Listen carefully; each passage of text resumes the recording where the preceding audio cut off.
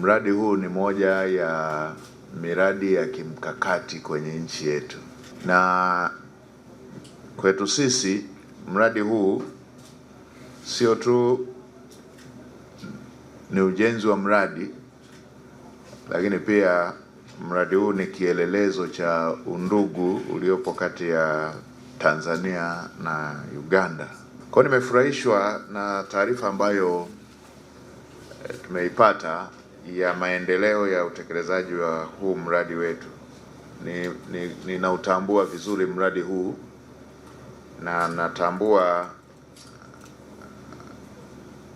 msisitizo ambao umekuwa ukiwekwa na viongozi wetu wakuu wa mradi huu, viongozi wetu wa nchi, Daktari Samia Suluhu Hassan pamoja na mkuu mwenzake wa nchi Mheshimiwa Yoweri Museveni.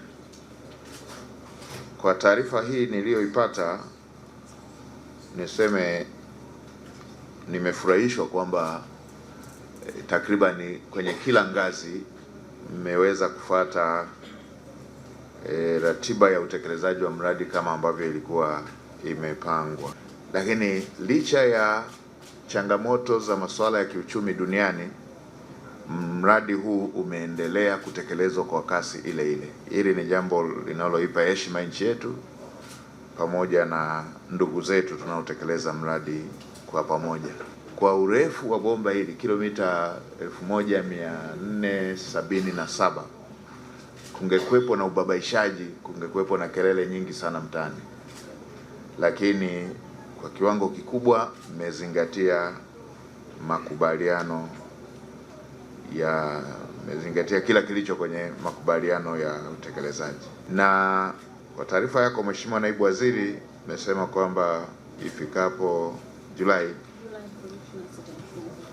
mwaka huu tunatarajia kwamba mradi uwe umekamilika. Tumeonyeshwa maeneo kadri mlivyoyagawanya, jinsi ambavyo utekelezaji wake unaendelea.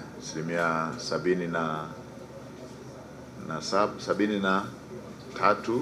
na 81 ni hatua nzuri.